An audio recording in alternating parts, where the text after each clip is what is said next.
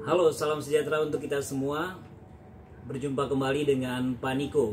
Saya akan menjelaskan sedikit tentang mengapa kita perlu belajar sejarah. Mengapa perlu belajar sejarah? Karena sejarah itu menurut saya sih itu ilmu tentang peristiwa-peristiwa di masa lalu. Tapi tidak hanya peristiwa saja, namun peristiwa yang bermakna, terutama bagi kehidupan orang banyak. Jadi belajar sejarah sebenarnya kita tidak hanya belajar peristiwanya, tapi maknanya di balik peristiwa tersebut. Kita bisa belajar banyak tentang hal-hal yang terjadi di masa lalu, bukan untuk masa lalu itu sendiri, tapi untuk masa sekarang dan masa yang akan datang. Bagaimana kita melihatnya? Kita melihatnya sebagai sebuah pola.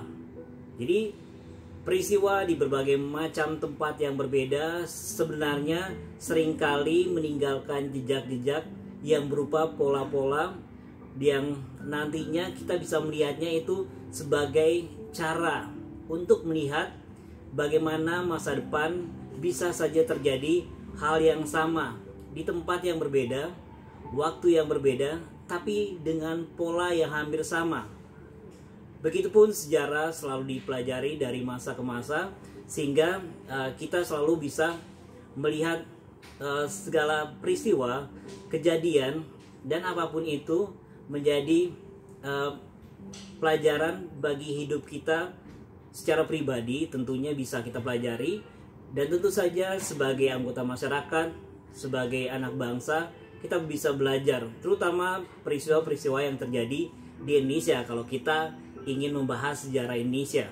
Tapi juga kita tidak membatasi diri tentang sejarah yang terjadi di Indonesia. Kita juga bisa belajar sejarah yang terjadi di luar negeri.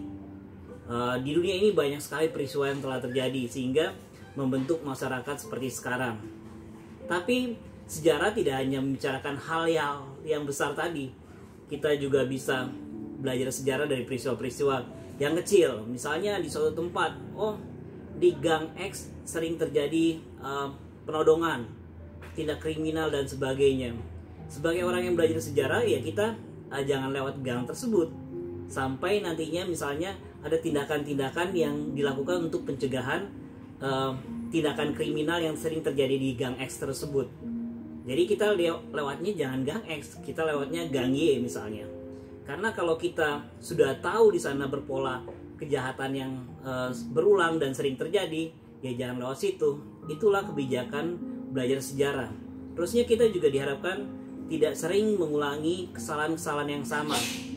Kesalahan yang sama itu tidak dilakukan oleh kita saja yang kita bisa pelajari. Dengan belajar sejarah kita bisa melihat kesalahan yang terjadi yang dilakukan oleh orang lain. Jadi kita tidak perlu mengulangi kesalahan seperti itu. Kita bisa mengambil cara-cara yang lebih baik. Kita bisa lihat, pola seperti A, B, kita harus melakukan tindakan seperti C dan D. Jadi belajar sejarah itu tentu berguna tidak hanya di sekolah, tapi dalam kehidupan kita bermasyarakat, dalam kehidupan pribadi kita, dan segala hal yang selama kita hidup, kita masih perlu belajar sejarah. Jadi jangan lupa, teruslah belajar sejarah sampai akhirnya nanti. Terima kasih dan sampai berjumpa kembali.